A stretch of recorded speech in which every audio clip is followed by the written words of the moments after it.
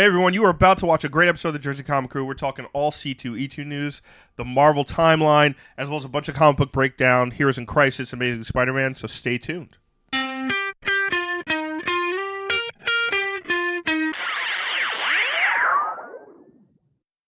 Hey everyone, and welcome back to the Jersey Comic Krew. We discuss your favorite comics, movies, TV shows, pop culture needs, and as always, I'm Chris Heller, and with me here today is... I'm Rob Moran. Thank you for having me. And just so we definitely want to warn you, we do talk spoilers, so make sure you pay attention to the description below. And hey Rob, how's it going? I'm good. I believe you're wearing the same shirt as the last time we recorded, a couple days ago. Yes, I believe you are as well. I think I am. Wow. What a coincidence. Would you like me to tell you why? Yes. So after we recorded, I went home. Yes. I took a shower. I cleaned my clothes. Okay. I put them on the bed, waited for it today. Okay. I came back and put them on. Wow. Totally no other reason. Dedication. I know. I didn't want to break the same shirt wearing. I might wear the same shirt for one more video. Oh, I think I might too. It's just I'm just comfortable and I can't change now. Yeah. Yeah, I'm just too comfortable to change. So, so you want to talk about some news? Yes. So, guys, as you heard, we're talking about C2E2. So, C2E2 is Chicago's pop culture event that is probably the third biggest Comic-Con of the year. Yep. Number 1 being San Diego, number 2 being New York, and this would be number 3. So, the main thing we want to talk about that came out of this event is the Marvel timeline. Yes. So, the big comic book events that are happening this year that we think you need to know about. So, the first one is War of the Realms. Now, if you guys have been watching previous videos, you already kind of know what's happening or you know to expect it soon. But War of the Realms, just for a quick synopsis, Chris, why don't you just give us a rundown of what that is? Yeah, so this is kind of the culmination of Jason Aaron's epic run on Thor. This has been kind of in the wings for a couple years. We've been hearing about it. Basically, the story is Malekith, who you guys, if you know from the second Thor movie, The Dark World, the Dark Elf, which in our opinion is probably the worst Marvel movie of them all. Malekith has broken the Rainbow Bridge, so there's really nowhere to travel and the within the Nine Realms. Rainbow Ridge is how they get to all the different realms. Yep, he's broken it, and he's recruiting a massive army into all the 9 realms. He's taking over every section, Niflheim, Jotunheim, everywhere. So he has a massive army, and the final place where everyone's going to clash is on Earth, is on Midgard.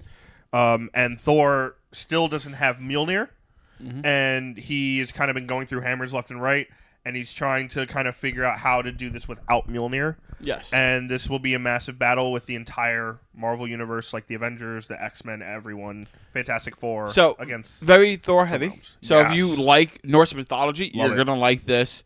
If you like Marvel, you're going to love this. And it starts this week. That's right. This video's out, so it will start this week. That's right. It starts. The first issue's coming out. Yeah. So, we're going to prepare you for everything here. So next big comic event that's coming up, it's going to be House of X and Powers of X. And now these two books and these two events are going to be helmed by Jonathan Hickman. Hickman, if you watch a previous video, we talked that he came back to Marvel. He's a big Marvel creator, very good content. So it's great to see him work in this realm. He's worked in Avengers and other stuff before. First time he's really done hard X-Men books. Yeah, I was actually a little surprised. Chris, real quick, can you explain to people what we know, if anything, about House of X and Power of X? Not much. We good. Yeah, there you go. All right. We kind of know basically that it's going to change the face of the X-Men again, which is kind of confusing because they just went through a Renaissance period with Uncanny. Uncanny is sticking around. It's not going anywhere. But right now in the current Uncanny X-Men, yes, most of them are gone. Yes. So maybe this is how they come back? Possibly. There's 2 separate books. So to me, the way they explained it is House of X is going to be more of like, hopefully your Charles Xavier stuff. Your because Charles hasn't come back at all. Charles is like Phantom X's body or something weird like that from Astonishing. And Powers of X, they said the X in that means almost like Weapon X, like Wolverine, stuff like that. So Hickman is working on those. Maybe Wolverine gets like a new evolution. Because we kind of see him have the hot claws, and now it's not there anymore. Maybe that's a part secondary of it. Mutation. I think it has to be bigger because it's Hickman. Think of Hickman as global scale, right? He's done S.H.I.E.L.D., Fantastic Four. Obviously, his Avengers run was massive. One of the biggest works from Hickman was Secret Wars, right? Yes. That totally refaced the Marvel Universe. Yep. So this has to do essentially close to that. If they're announcing Hickman on this in this Marvel timeline, I guess, or it's something completely new and kind of a next chapter. Okay, but to me, I personally think the X-Men is almost small for Hickman. as far as what's going on now and what could possibly going on in the future. I think I thought we talked about it a couple weeks ago. I thought Eternals was more along the lines of what they'd be going towards, especially with the movie. So yeah, but we have Hickman back. I'm definitely picking these books up.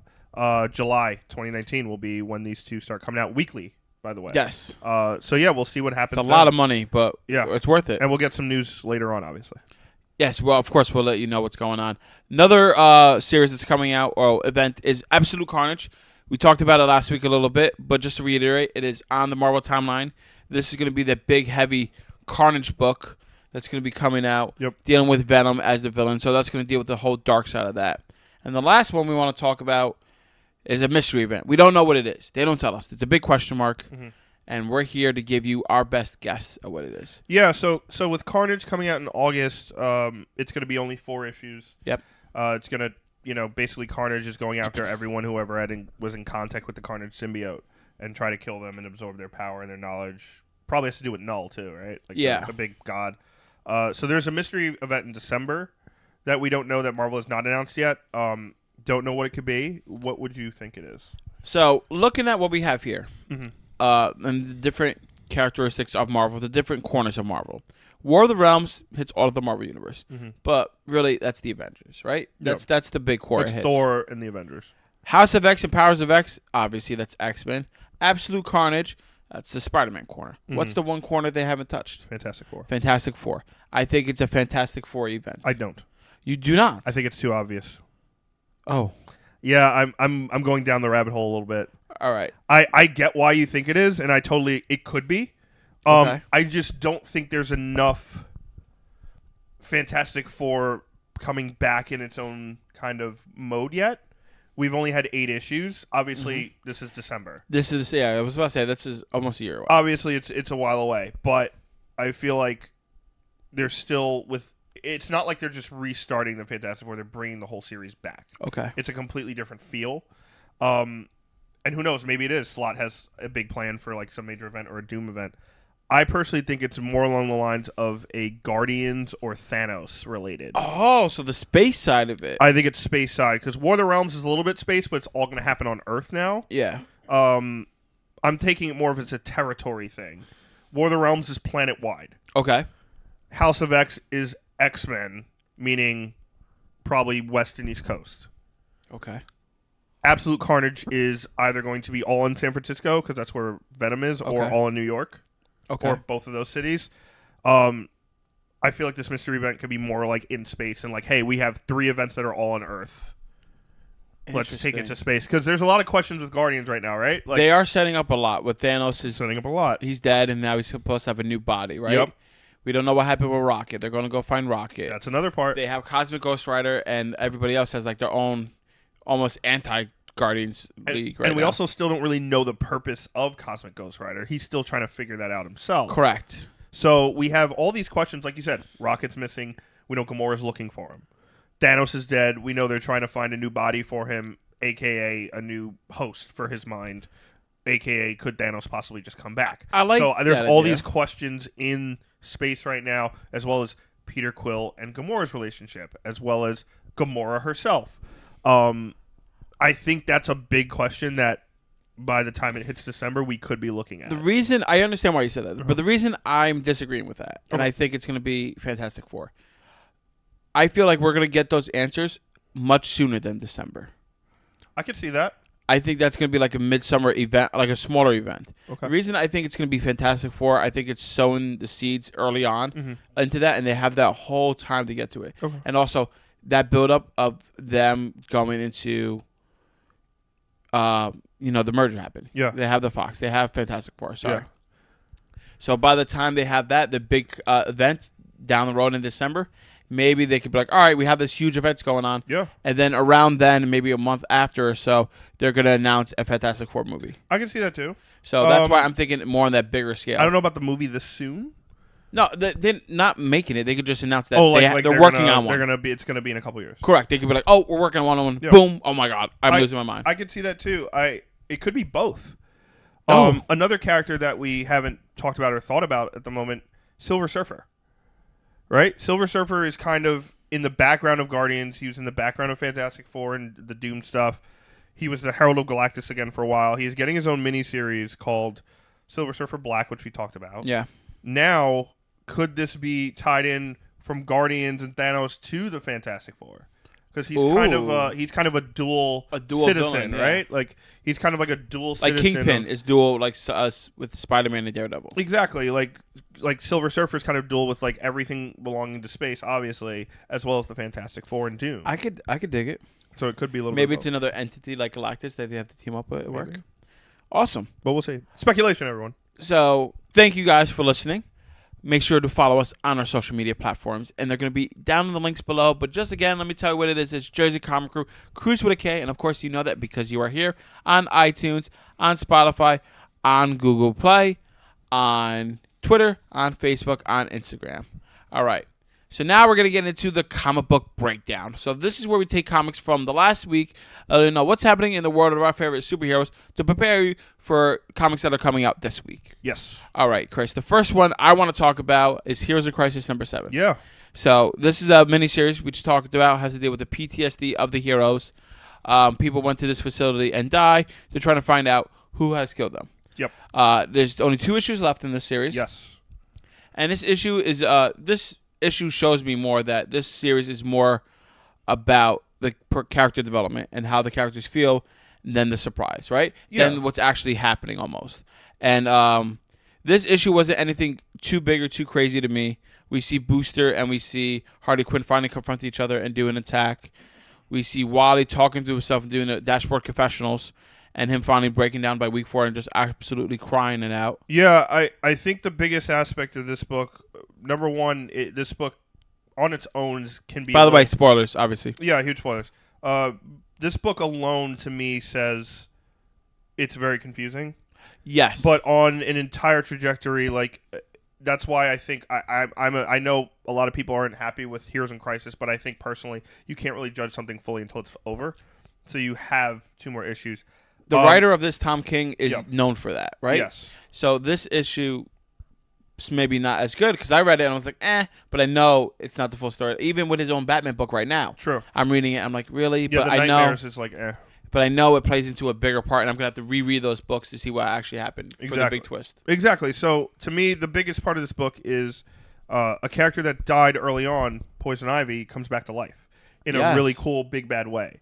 So, Ivy dies early on. She was one of the people killed in the Sanctuary. Yeah. Which we were questioning early on. We didn't really know officially if she was dead. She was. And obviously a beloved character by many. You see Harley Quinn kind of take a flower and throw it in the river. And then in this issue, we see Wally West grab that flower and kind of like... And Wally was dead, what we thought. We thought there was a time anomaly where it's like he's 5 days too old. Yeah. So they think he's alive because they think the present Wally is like somewhere in the time stream. Mm-hmm. Very confusing, obviously, but it's the Flash. That's kind of what happens. So Wally's kind of like talking through this poem that Linda, his wife, used to tell him. And he's in a field and he's replanting flowers and he's using kind of like his electricity and speed force to kind of help the plants along. Which, by the way, a very cool concept that cool. he could channel the speed force to bring life. Very cool. Go ahead. And then we kind of see Pamela Isley, a.k.a. Poison Ivy, kind of come out of one of these flowers and she almost blooms very, in my opinion, very Swamp Thing-esque. Yes. Very like Born of the Green-esque in her own way. For me, this means that she's gone another level. Yes. Into the green, darker into it. No, not darker, but like more enveloped into it. I loved her concept in the way that Clayman did her art as well. How she reformed up with the muscle structure and everything. Yeah, and like she was very green nice. too, almost like the Arkham games style, where like her skin's a little green and she has like the ivy kind of like embedded in her. Yeah, I liked it a lot. I thought that was really cool. But yeah, this issue is really kind of like Harley, Booster, Batgirl, and Blue Beetle kind of figuring out what to do next. Loved when Batgirl figured out like the force field and punches Blue Beetle out. Yeah. Because he has to be unconscious in order for it to stop. I like that. It was nice. That was cool. Yeah, but Harley and Booster kind of like beat the shit out of each other, and we're like, all right, I guess. What do we do? What do we do now? So to sum this book up, this is following a breadcrumb trail, right? Yeah. So there's in the beginning there was an initial twist, and we're like, oh my god, And now we're just more involved in the character's development, feeling how they feel, why they feel, more about that, and then less about the spectacle. But we're picking up another breadcrumb piece. And the next one, I'm sure we're going to pick up a bigger one. Ooh, piece of candy. And then at the 9th, we're going to pick up the whole basket and finally appreciate the whole story as it's full. And if it doesn't, I'm going to be very upset. Well, my guess is this. My guess is obviously the next issue 8 will be the penultimate massive issue, right? Like this is where we find out, aka, basically who done it. We find out who did it and why. And then 9 will be the fixing everything aspect and kind of moving forward. The confrontation. Exactly. And all that. So to me, 8 will be the climax. 9 will be kind of the wrap up and prologue. That's usually how it's done. Epilogue. Next book we want to talk about, guys, is Amazing Spider-Man number 18 or issue 18. This is the second part in the Hunted storyline. So the Hunted storyline, just for you guys who don't know, definitely pick it up. It happened in the issue before. Kraven has captured all these animal-like costume villains and heroes, put them in Central Park with his impenetrable force field that not even the Avengers could break through. We saw that here. Yeah. And he's pretty much allowed big game hunters, these rich people who go out to Africa and kill this for like animal conservation rights, which is a whole in-depth concept of its own self. But he gives them essentially like VR Kraven robots. That's what we find out in this issue. Yeah, literally. Yeah. And like robots. you could customize it. You could put your logo here and all that kind of stuff, which I did like the aspects of that. And then he releases them into essentially the wild of Central Park, and they're getting chased down. Yeah. And we're seeing people getting killed or hunted down and captured. So it follows that storyline. Not a lot happens in here. The main thing I think me and Chris want to touch upon, aside from it following the story, again, picking up the breadcrumbs, is the last breadcrumb at the end of this issue, which talks about Mary Jane. Yes. Mary Jane being worried about how she has to wait while Spider-Man's out saving the world, how she used to go out to clubs, and now she just stays home and listens to music. But then at the very end, we see a bug. Instead of killing the bug, she lets it outside.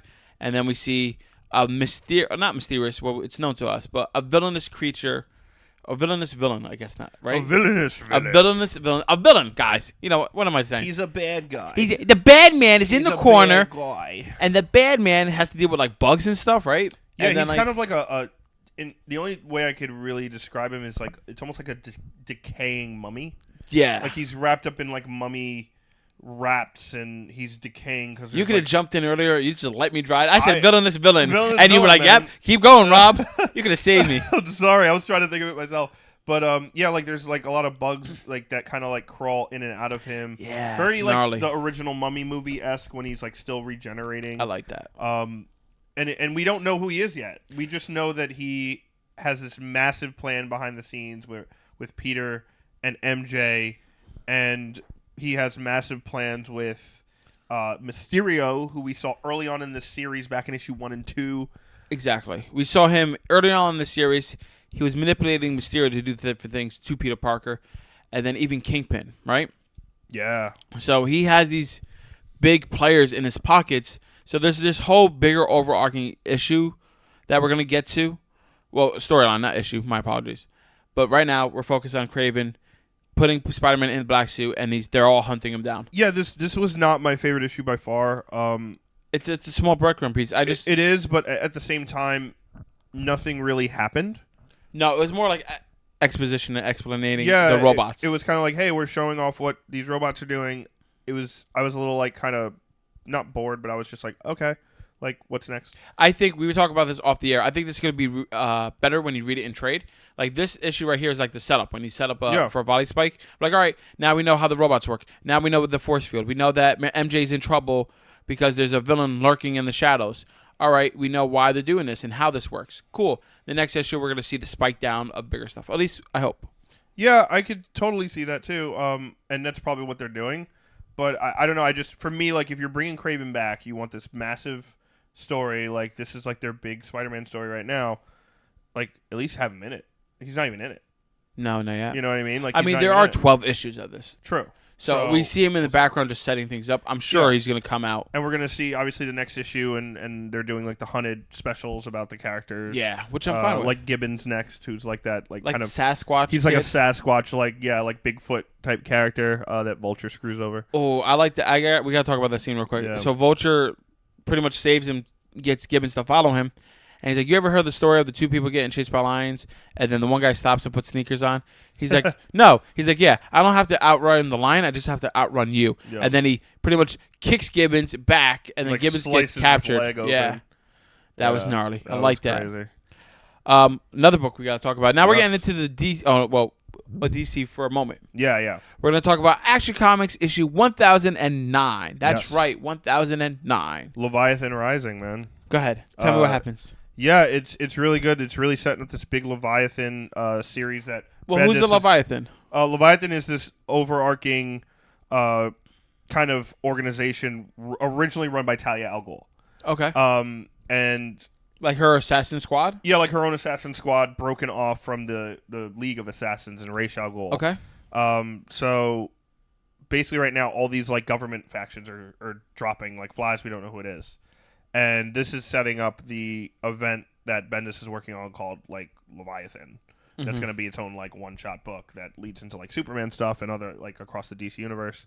But in this issue they really focus on basically almost like Amanda Waller and her relationship with heroes and not heroes, and she, by the way, she's known who Superman was for like ever. And Lois is pissed. Yeah, like just is upset about all of it. Jimmy's kind of in the background because he's been investigating a lot of the stuff going on. But yeah, like Clark kind of still doesn't know, and we have a great scene where he goes to one of the doctors at Star Labs. Who's the skull face guy? Dr. Bones? Dr. Bones. And by the way, cool character. I want to see more of him. Great character. And he's like, what's going on, blah, blah, blah. And he's like, Superman's basically like, I don't know. We have no idea who it is. And he's like, you don't know what's going on.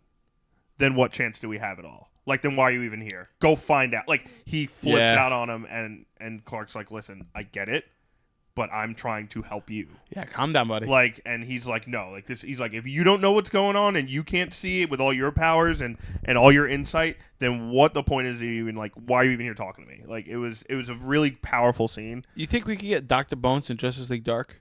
Yeah, totally. I really like him. He's just so cool. It's just because he's a skeleton. Maybe, all right, Chris. Maybe I just want the spooky skeleton with Man Bat and Swamp Thing. All right. Like, yeah, I mean, I could totally see him in that, but yeah, no, that was awesome, and obviously we have kind of Amanda Waller's backstory with, she's been investigating this for a while with General Sam Lane, who we just had that huge scene with Lois about letting him know who Superman was. I do gotta say, with the Superman book and Action, they're taking a dip for me. Really? Yeah, I'm like Superman book, I'm not liking at all. Because of the John thing. I can't get over that. I can agree with that. And with this, I feel like I'm like, all right, it's just... I understand it, like you said. Like I just said, literally the last two books. It's breadcrumby, right? Yeah. I pick up the breadcrumbs. I hate that I have to wait till next week to actually see the full story. Yeah. But I'm not even enjoying these breadcrumbs that I pick up. I'm begrudgingly picking up. I'm like, all right, I'll pick this up. All right, okay, yep, good. We'll go to the next one. Pizza candy. It's fine, I guess. But one at the end better be good. Now with Amazing Spider-Man, this is heading up, but it's delicious. Okay. See, like I'm the opposite. I thought Action Comics was way better than Spider-Man's issue. Okay. I get it. I get why you say that. I thought Heroes was better than both of them based on the Pamela Isley stuff. With the Isley, yeah. With her coming back, I get it. That was really cool, and I really liked the Flash in therapy sessions week to week, where he's kind of like almost trying to trick himself into being okay. When I read that made that book my favorite until this last one. Like reading all these stacks, like I like that better than Amazing Spider-Man. I still like Amazing Spider-Man better than Action, even though I see why you say it's the reverse. That's fine. Well, the Question was in Action too. I do got to give you that. That was awesome. Nice. That was cool. That was so cool. Real quick, who is the Question? The Question is a detective in the DC universe. He is like a C-list character. He wears a blank mask, so think of Rorschach, but without the ink blots. Yeah, but it's like skin flesh colored. And he wears like think of Dick Tracy without a face. Like he wears a top hat and a trench coat, and he's just a cool looking guy that we like. He goes around solving mysteries, and he's very like conspiracy theorist. Yeah, there's a great episode of Justice League Unlimited where the Justice League are sitting around the table, and it's like this weird kind of mystery that they can't solve. And Batman's like, I think we need to bring the question in. And even Superman's like, come on, no, not that guy. He's so weird. Like even Superman, who's always calm and collected, flips out. He's like, no, there's no way. like why are we bringing him in? That reminds me of like the animated movie they were watching, Batman and Harley, when Booster's on the radio, and they're like, no, don't talk to him. We don't want him to come. That's right. That was really funny. So yeah, like he's kind of like that deep cut character. But yeah, like Action 1009 is another breadcrumby type of story. I thought there were some really important pieces, which to me was better than the Amazing 18. But this last book is better than all. This last book is Fantastic Four issue number 8, and it's our favorite of last week that we just talked about. So we see Doctor Doom in all of his doomy glory, right? Is that how you put it? I put it as this issue is Doomtastic. Ooh, Doomtastic. Doomtastic. So I like some of the words that he was using. So he brings in his Victorious. Is that her name? Victorious. No, yeah. He brings his aide down into like the bottom level of his lab, of his castle, and it's his heart. He has 4 chambers of there, pretty much torturing the 4 Fantastic Four. Yeah, literally. Which is great how he did it. I was like, oh, the 4 atriums of the heart. Cool. I like that. I like what you're doing here. We see Reed Richards stretch out to his capacity, and the room is freezing cold. If he stretches too much, his skin's going to tear and break and destroy his organs on the inside. And his organs will tear, and yeah, like if he moves the wrong way. Oh, it's so good. Oh, it's nuts. And the sight of him just kind of like stretched out like paint was like nuts. It was like, gnarly. Ooh. We see Johnny Tank is in a breathable water tube. So he can breathe in it, but it's just water. He can't flame on. It's like a liquid, breathable substance, which makes no sense, but enough sense because it's comics. Because, yeah, it's comics, like, Dr. Doom. It's comic science. But, come on, we got the guy who's stretched out. We can put him in, right? Yeah, exactly. By the way, while this is all happening, Galactus is trapped on Earth, and Dr. Doom is siphoning off cosmic energy, and he's going to set the world into a new revolution of cosmic energy. And they go out into space and take over other planets. Yeah, that's the goal. In the name of Latveria. We see Susan Storm. She's like in this like infrared, like this sound, almost like a soundproof room. This echoing sonic sounds into her disrupts her brain flow, so that way she can't make coherent enough thoughts to use her force fields. She could turn things invisible still, but Dr. Doom's like, that's not going to be enough. You know what? You can't get out of this because of that. Yeah. Then we see my favorite out of all of them, and I know it's yours too, Ben Grimm's. So you're like, all right, what is the thing? He has him locked up in chains, these cosmic chains he can't break. And he's like, you know what, man, Ben? He's like, you're a man of faith. He's like, when you pull on it, you could break out. Sure, you might be able to. I don't think you are, but I'm sure that you'll find the strength in you enough to somehow do it. And he has a great line where he's like, you're the only person I know who makes things like not logical happen or something like that. Yeah. Like it just doesn't make sense, but somehow you do it. It was great. Then he's like, when you pull on those chains, go ahead. He has monitors in Ben's room. He sees the torture is getting worse for all the others. And he's like, if you break the chain, they will die. The freezing temperature in Reed's room will go all the way to the max, and he will shatter and break. Yep. Sue's brain will be mush. Johnny will drown. So Ben has to just sit there and pretty much wait and watch while this happens. And it's really cool because it's basically like a mind trap, right? Like it's like, is it true or is it not? Like Ben has to kind of like figure out if it's even a thing. Go ahead. I'll let you take the ending. Oh yeah, the ending's great too. But I was gonna say we had like the logical thought while reading this is like, oh, the kids have to come and save them. Yeah, exactly. I'm like, oh, the kids, and then we see the kids coming. I don't know what they're doing. They're just walking around. Yeah, like. By the way, how much of a mean person? I was gonna say a rude word. Is the boy? Oh, Franklin's a dick. Yeah, I didn't want to say that, but yeah, Franklin's a dick. He's like his blind aunt. He's like, "What are you gonna do?" Blind aunt, and he's like, "Oh, you gotta find me." And she's like, "Are you kidding me?"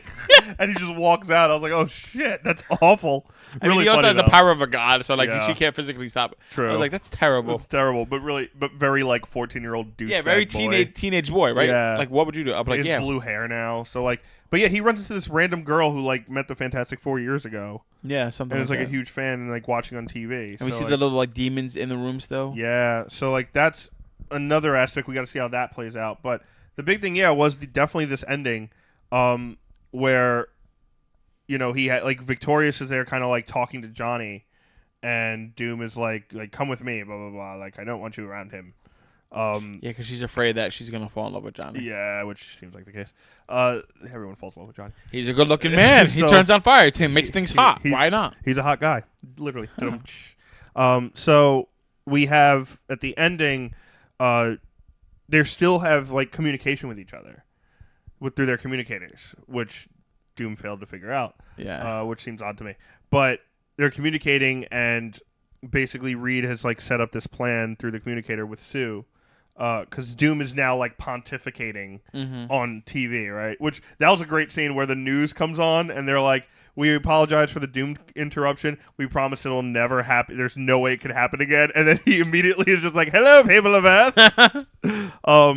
So like he's like, I don't want to do this, but I have to kill the Fantastic Four. They broke into law. They broke Latvian law. I have to kill them on live TV. On live TV. And he literally like even says like, if you have young children in the room, leave. And he's about to kill them, and Sue activates her invisibility and takes off Doom's entire suit. Yeah. So first she made the detonator disappear. The detonator disappeared. And then he's like, "What? So what?" And then like makes all of his suit disappear, so you can see his raw, naked, and like mangled face, deformed body. Is he more upset about seeing his face or his junk? Like, you are not worthy to see the Doom Dangle. Oh, the Doom Dangle, the Dr. Doom Dangle. The Dr. Doom Dangle. I think it's more the face. Because it's mangled and because it's and mangled. He had very pride. Because if he has a nice Doom Dangle. If he's Doom rocking a baby's arm, he'll be fine. Yeah, exactly. If it looks mangled, there's people are gonna be out there like, "Oh, Dr. Doom." I'm moving to Latveria tomorrow. Can you imagine an influx of women moving in? Dr. Doom lives here, right? Yep, we're gonna live here too. He's got his Doom Dangle. That's a phrase now. But Doom if it's Dangle. a small Doom Dangle, ooh. Well, I mean, look. He has two hands, right? He has one goes here, and then one could go here, right? So he's Michael Jackson posing. So I don't know, but yeah, that's what, and it ends with him being like, "You're gonna pay for this," like. Yeah, embarrassment because I don't know. To me, this is a great insight to the receding of Doom into a villain, and why Fantastic Four are like the best team in the world. Yeah, and like even Reed, like he gets so mad at Reed because Reed's like, "You didn't calculate this right. Like the world is going to spin off its axis based on the cosmic energy you're pulling from Galactus. We're all going to go into the sun. Like we're all going to die. Like there's no way. Like you have miscalculated. You're wrong." And just that alone like sets Doom off. And it's like, how dare you like question my like intelligence, Reed, blah blah blah. I thought it was a great start of Doom, literally still fighting to be good, right? Like he's still like, I'm trying to be good. I'm trying, and you won't let me. See, this issue felt like a piece of cake. What, like having it need it too, or no? Like the breadcrumb analogy. Chris, you were here. We're doing the show. Oh, okay. Like picking up the piece. I thought you were hungry again. I think you're hungry. No, I think you're hungry. He fed me before we started, so I don't have to worry about that. But like, yeah, no, and he promised me treats afterwards. I did not. What? I didn't promise you anything. You said I could have afterwards. I mean, if you want, yeah. Yeah. See, I didn't promise it. Okay. But yeah, no, I thought this was a really good deep dive into where Doom is now and the start of his descent into like, again, the greatest Marvel villain of all time, in my opinion. Correct. I think this is the start with the embarrassment of like he's live broadcasted. Sue took his suit away. He's butt ass nude on TV. You could see his scars and it's like even the scars, like the cuts on his back and everything. The deep they're scars, rough. Very like Arrow-esque of like even worse, but yeah. Yeah. And then like obviously his face looks like a mangled glass jar. Chewed up gum. Yeah, exactly. Chewed up gum is the best way to say it. So, yeah, I thought it was a great issue. My personal favorite of Dan Slott's issues so far. So you might be sitting there wondering, wait a minute, didn't Detective Comics 1000 come out last week? Or wait a minute, I didn't see any cake. Yes. I was like, wait a minute, where did he get the cake thing from? Oh, yes. But don't worry, we are going to dedicate a whole video, a whole chunk of time to that because of how thick that book is. And yes, of course, that's our favorite. But that is a special. That is an anomaly. We're not going to categorize that with the regular books that come out because if we did, we want to talk about these great books that came out. They would be overshadowed. So for this week, these are the four. Well, for today, these are the four that we want to talk about and we wanted you to hear out. And that wraps up this episode of the Jersey Comic Krew. Don't worry. Wait a couple of days. We're going to get the Detective 1000 review out for you. But let us know down below which one of these four sounds the greatest. Which one of these have you read or you're going to read? And then also, what about Chicago? What event sounds great to you? What do you think your theory is for when it comes out in December? Let me know in the comments below. Or you can hit us up on Twitter, Facebook, and Instagram, Jersey Comic Krew and Cruise with a K. As always, I am Rob Moran. And I'm Chris Heller. And you can make sure to follow us on YouTube. Smash that like button. Peace.